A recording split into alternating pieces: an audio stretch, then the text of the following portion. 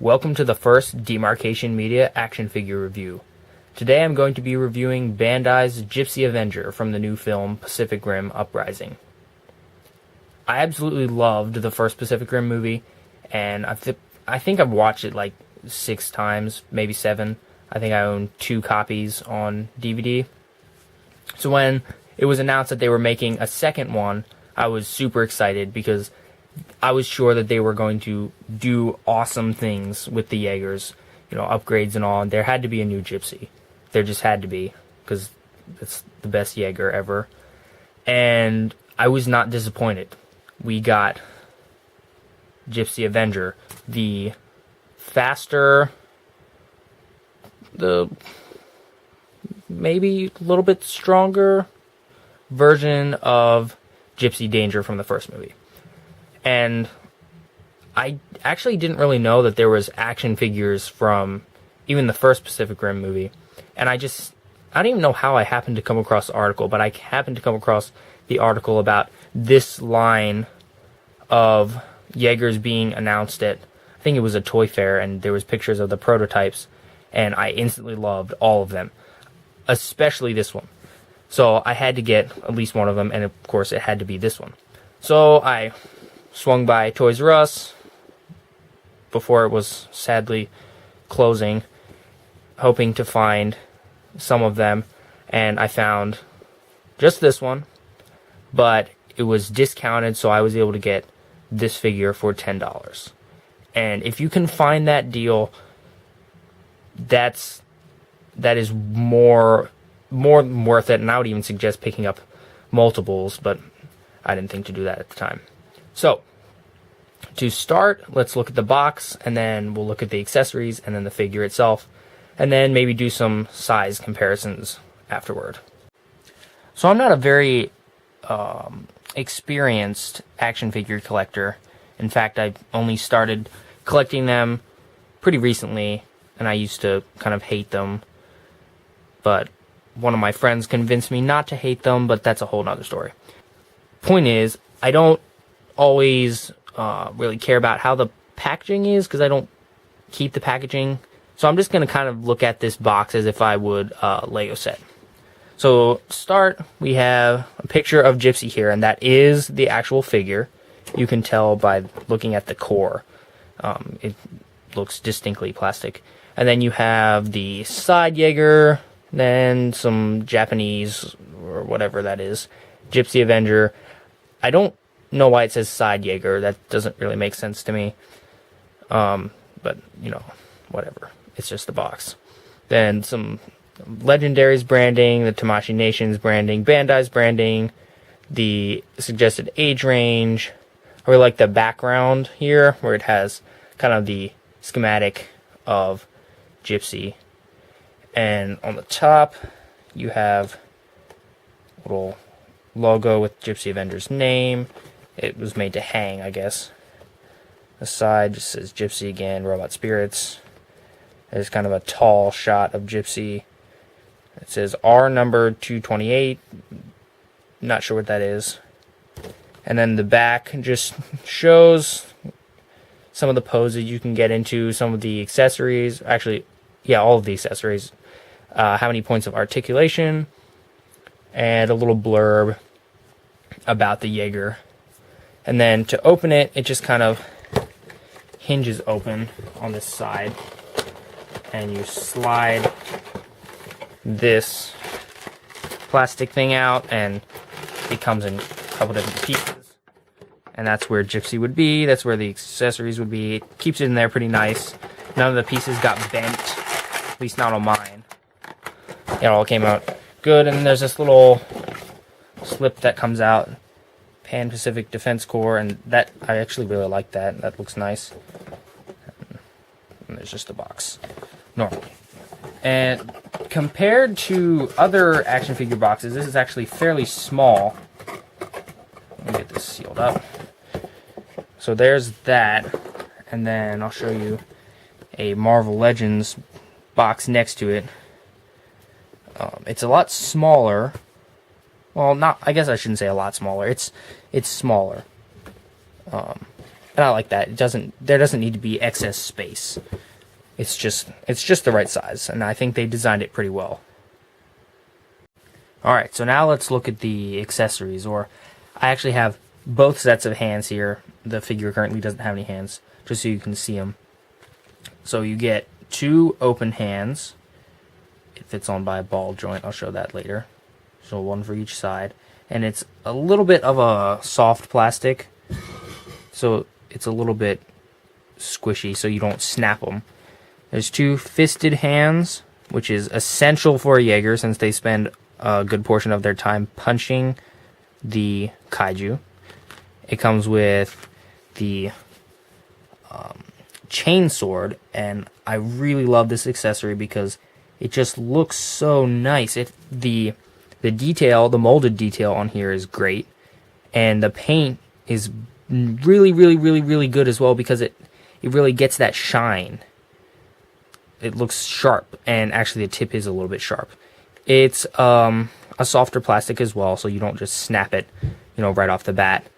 And the arm actually has some detail where it like splits open to allow the chain links of the sword to pop out.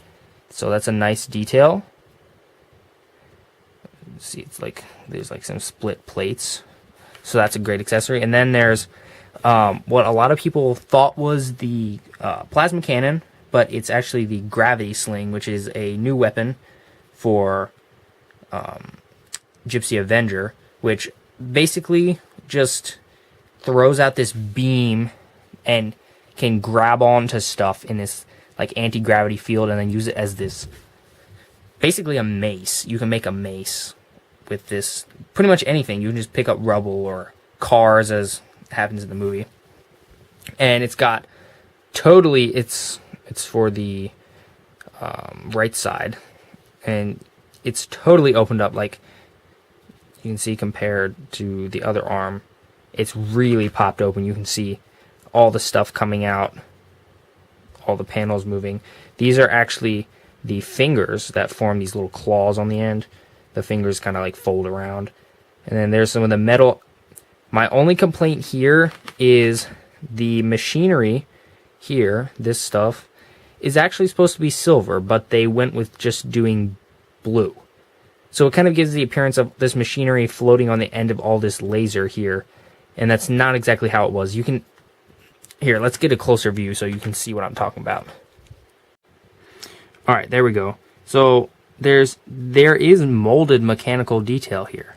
It's there. It's just not painted. See, there's stuff connecting to the fingers. This kind of round part should be silver. This right there should be silver, but it's not. And that's a little disappointing to me. But the translucent plastic does look really nice, and it's kind of the silver that goes down in there. They printed on the inside, but not the outside. It's kind of weird. Just great accessory. Could have been better with some more paint there. Alright, so there's a lot to look at here. So I'll just give you kind of an overview of the articulation right now, and then we'll get into smaller details later. So to start, we have the normal. There's a double jointed knee, which has surprising range of movement for a giant robot. You can bend it all the way back. You can pose them kind of separately. You have the hip joints, so you can pose it like that. The feet can move, but right now you can see they can't move too terribly well, but there's actually kind of a double joint there, so it swings in and out, so you can swing to pose it, so you can get it way forward. It doesn't go as much like that, but like for leaning back, but that's good. And then it can tilt side to side, so you can easily pose it like that. And obviously both the feet have the same articulation. It's pretty easy just to set it down and get it into, easy standing pose. The arms have double jointed elbows. The fists, or whatever hand you have, has a joint there, and then kind of a joint closer near the wrist. The shoulder armor is on a ball joint, so it moves around, and you have a joint here, kind of a bicep swivel, and then a joint here. Let's get a closer look at that. So the shoulder armor does pop off. You can just pretty easily remove it if you need to. There's just a ball joint in there, and each one is labeled to show you which side it goes on. So this is the right one, obviously. Pull that off of there. Look at details of that later. So you can see what's going on here now. You have kind of a joint out here on the end of the arm, and then you have one actually on the shoulder. So you can get range of movement here. And now you have this joint here that's supposed to kind of swivel, but it's really, really, really stiff, and it doesn't often turn. It just tends to turn on one of these ball joints. See, it turns a little bit. This side does it more than the other. And I don't know what they were going for here. I don't know if they were trying to make this some sort of auxiliary joint or what, but it's kind of annoying, honestly. I think they should have, I don't know, done something else. I'll just pop the shoulder armor off on the other side. You don't want to be too rough, but they come off pretty easy. See, on this side, it just rotates out here and doesn't rotate here at all. Like, I've tried to rotate this one, and it takes a lot of work to rotate it. It's very, extremely stiff. So, it's kind of, like I said, it's kind of annoying. I don't know what they were trying to do there, but it didn't work. Luckily, the other joints can compensate for it, and you just need to fiddle with it every now and again, depending on if you want to be able to move, like, the shoulder up like that, or whatever. And this is actually good because I was about to talk about this. The arm does pop off. Arms can pop off. I assume the legs can. But it's just a ball and socket joint, so you just simply snap it back on and you're good to go. I don't suggest pulling it on and off a bunch on purpose, because that can tend to kind of lower the friction in the arms a bit. But if you just pop it off on accident, don't worry about it. Just stick it back on. Just be gentle about it. You don't want to force it too much here anyway. So, moving on. The head has pretty good articulation. It doesn't look up very far, but that's okay. And then it has kind of a joint down at the base of the neck, so you can kind of shift it to look over more to the side, which is good.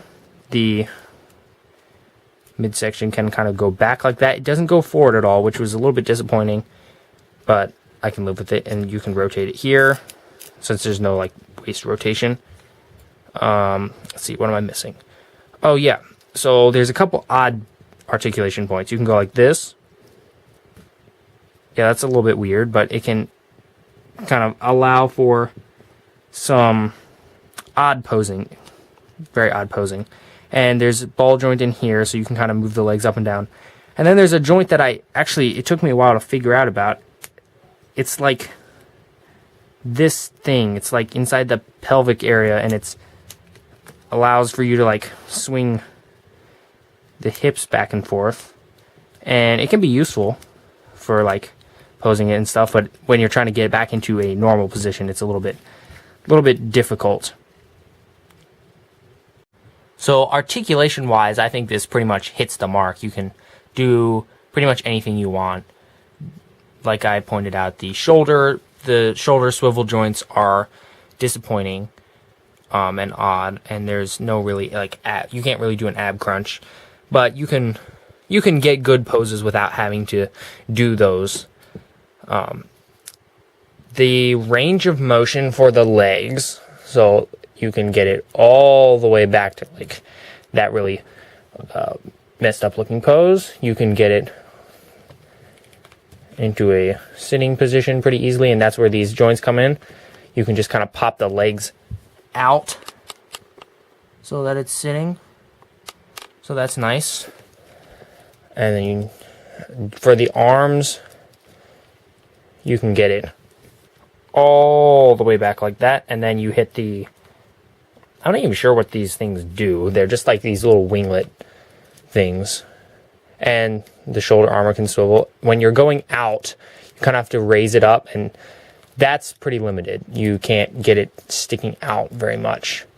That's just how it is. As for like reaching across the body, that's decent. You can get some good poses there. Let's see. What else do we need to look at here before we move on to details? Yeah, I think that's mostly it. Oh yeah, regarding the arm popping off, it really doesn't pop off that easy. It's just if you put, like really lever it. I don't know why it popped off that easy that one time, but I haven't had problems with it like falling off spontaneously, so that won't be a problem. All the joints have pretty good friction, so you don't really have joints flopping around. I mean, the legs are pretty heavy, so if you like have it on the side and then you have it jostled around, it can kind of fall. But if you're just posing it, or if you're using it for photography like I do, you shouldn't really have trouble with that, because unless you're doing really weird photography, you shouldn't be jittering it around too much. So yeah, so now let's kind of look at the overall detail, and then we'll look at how the accessories fit on. So we might as well start at the head and, make our way down. The prototype figure, when I first saw it, didn't have all of the red marks. It didn't really have, I don't know if it had this silver here. It didn't have any up here. It was pretty plain. The plastic actually looked a little bit lighter blue, and it was pretty matte. There was really no metallic detail. So when I saw the finished product, I was pretty shocked. And they did a very nice job. There's no like battle damage or weathering. What's the other brand that does it? I can't think of it right now. I'll probably think of it later. But they do that. They'll do like a lot of weathering. But their figs aren't as good. They're kind of warped looking. The plastic looks pretty cheap, and even their weathering, it looks okay, but it looks very much on the surface and like printing. So I'm okay with no battle damage. So to start, we have the visor, which is very nice. It's gold, but it's also translucent, so you have nice depth there. It's kind of hard to see on the camera. And then we have, of course, the core, which is translucent over like a really shiny silver, and so you get nice bright looking, looks kind of like it's actually on. There's red detail, there's some numbering here. The shoulders, let's see, can we get it to focus? The shoulders have more red, and they have the Pan Pacific Defense Corps logo, and it actually says right there Pan Pacific Defense Corps, but it's really, really, really small. So both shoulders have that. The head has some red on top, and the molding is nice. And then right here, this is actually different plastic for the lower part, and that is correct, because in the film, this was a different metal, and it tended to get really shiny like that. So I'm glad they actually took the time to capture that very small detail. The molding is excellent. You have pretty much everything that needs to be there on everything here. Even like this little gap right there, that was actually there in the movie. So that's not an accident on their part. The silver here is nice and shiny. Nice looking. The silver down in here is not as shiny, so it doesn't carry down, but there's kind of a separation between them, so it doesn't look bad. And then that wraps around to the back, where there's a little bit more shiny detail on there. Moving down, there's some numbering on the thighs. There's these, I think this is actually the plastic in here. It's like a silver, nothing really on the feet. All of the joints are this silver kind of color, and so it matches pretty well. They have even some mechanical detail on there. So I really appreciate that. They don't just let the joints stand way out. They kind of went through some effort to conceal them a little bit, even though they're not really concealed. On the forearms, you have some more red, just some more red on like the bicep area. The back has nothing in terms of actual like printed detail, but there is some nice molded detail. And this right here, you'll get some instructions, which I actually forgot to show. I'll show you that later. This pops off, and it's compatible with the Tamashii Act 5 stage, so you can pop that off and kind of use that stand to pose it. So that's nice. So yeah, in terms of detail, it looks nice. It looks like pretty fresh out of the, out of the Shatter Dome. It hasn't been into any battles yet, and that's fine if you really want some battle damage. I'm sure you could customize it yourself. I mean, probably wouldn't be that hard. Just add some dirt and stuff if you're not too particular about it. Oh yeah, I forgot to show that earlier. There's like this kind of shoulder thing. In the movie, there wasn't that much of a gap there. It could have been a little bit lower, but it's good enough. So, now let's take a look at how the hands switch on and off, and we'll take a look at the accessories as well. Alright, so currently we have both fists on here, and to remove the fist, it's really easy. Basically, you just pull on it. That's it. It just pulls on it. And this little joint is actually like, it's 2 joints and a stick, so you may accidentally pull that out with it. If that happens, don't worry. It's the same on both sides. Just pop it in and pop it in. You're good to go. So here we have the open hand, which is essential because you want to get the nice, like punching, the open palm look.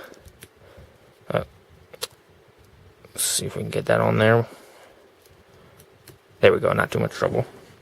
So that has, you can swivel that around, you can kind of go like that. You can swivel it like you're holding something. You can't go like too far up with holding something, that's about the limit. Like that. So yeah, you have a good range here. That's good, and then you have the same on the other side. So you can have 2 open hands. You can have it like grappling with a kaiju if you have a kaiju figure, or I don't know, you can just make it grappling with your teddy bear if you want, and that would actually be pretty funny looking. So that's good. You can have it like grabbing something in both hands. So yeah, nice accessories. I still feel like they could have included, I don't know, some other hand, maybe like a, I don't know, just like more of a closed hand, not quite a fist, kind of in between a fist and this hand.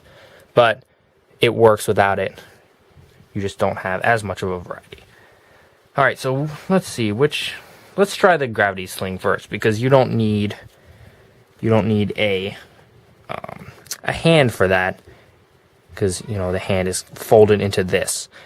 So to put it on, this forearm comes off, and you actually have to give it a nice tug. Okay, it may feel like it's gonna break, and I definitely don't be too rough on it, but it has some real grip on the arm. There's just kind of a hole in there that this sticks into, and there's a couple of different like click points, and getting it on is honestly harder than getting it off. So you fit it on, and I've had the best luck bending it so you can kind of get a little bit of leverage, but let's see if I got it on there all the way. Yep. All right, there we go. Now we're ready to throw some buildings at some kaiju. And like the gravity sling itself has no articulation. It's just the articulation of the arm. What can be done with the shoulder joint and the elbow joint. But yeah, that's good. That's good. So then let's switch to the other side. I normally wouldn't put both on at once, but for the sake of this review, we'll do that. And see, same as the other side. Same hole kind of setup. Now, the sword does require a hand. And the fist hand really is ideal because the open hand, while it works, that's kind of awkward. It doesn't move at all, and it's just kind of stuck there. So the fist is the best choice. Like that. Now let's get it on there. I don't switch these accessories on and off super frequently because it's kind of a pain. You can check actually by getting some light in there to see if you actually snapped it in all the way. It looks like I did. And again, you can't articulate the chainsword separately. Like, you can still move the fist around, but the chainsword is done by the posing of the wrist. So, like, you have limitations, but that's basically you basically have the in-universe limitations of the Jaegers when using a chainsword. I mean, just using a sword that comes out of your wrist can be limiting. Alright, there we have Gipsy all fitted out with the awesome weapons. Here's the pile of forearms and hands that's left over. So now let's do some size comparisons so you can get a feel of how big this thing is. Because, I mean, you can see my hand in there, but that's not much of a reference. So to start, let's do the Marvel Legends Black Panther.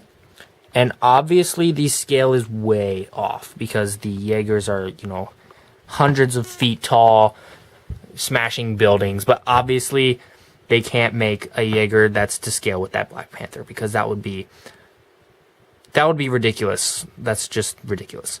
So that's a good size. You just can't really put them along like this. They just don't fit like that. But you can see how big that is. And then we'll see it alongside the Bandai Shore Trooper. That's a model kit right there. So that's how tall that is.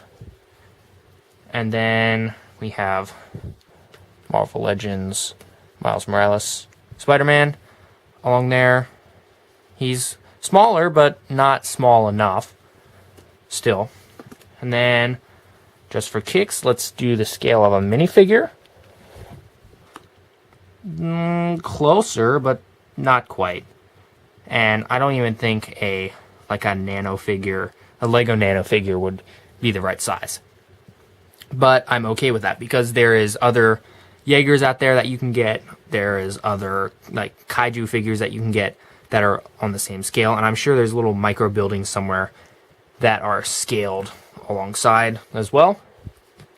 So there you have it.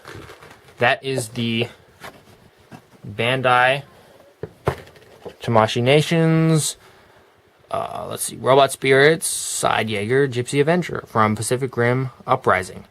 And I'm pretty happy with it. I think the only things I could have asked for different, there's a few things. Mechanical detail there. That's a tad on the loose side, but it hasn't caused any problems. So that's kind of give or take. But the shoulder joints, I really would have liked to see something different with the shoulder joints. That's one of my complaints. Oh, I almost forgot. You need to see the instructions. So let me grab those real quick so you can see those. Alright, so here are the instructions. And you might wonder why there's instructions for an action figure, or you might not wonder why.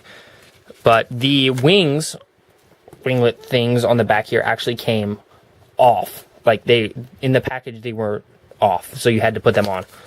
And this tells you how to do that.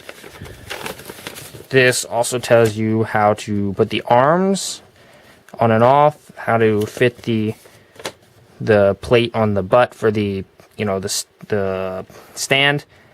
Just how to switch it on and off. It has some caution, mostly the fact that it's not a toy meant for little kids, because it's, I mean, you could probably break that if you hand this to like a 7 or 8-year-old, they will probably mess it up in some way. It's not that fragile though, but eventually they'll mess something up. And then it also says, don't place this product on top of plastic furniture, sofa, sheet, tile, or anything made of resin. It may cause color migration. So I'm assuming that means some of the paint could kind of turn whatever he's standing on blue. I'm not really worried about that. So yeah, and it's, you know, sharp points, and the sword has a sharp point. And then there's a lot of Japanese here, and it says there's a questionnaire that they would like you to answer, but it goes to a Japanese site. So if you're American, then you're going to have a pretty hard time navigating it. And it doesn't take you directly to a survey about this specific product. It just takes you to a list of all the products that they currently have surveys open for. So I couldn't actually find this one. So that's kind of a bummer, but whatever. I'm still really happy with this, and I definitely recommend, if you're an action figure collector, or if you just really liked Pacific Rim, or what, it's a really good figure. Should probably turn it around so you don't have to just keep staring at its butt. It's, yeah, the name, I knew the name would come back. NECA. NECA makes the other figures, and this is superior to NECA's in, I think in most aspects, in the quality, for sure. NECA may surpass it in paint detail just a little bit, but I would definitely go with this one. The articulation is great. The paint is great, even though there's no battle damage.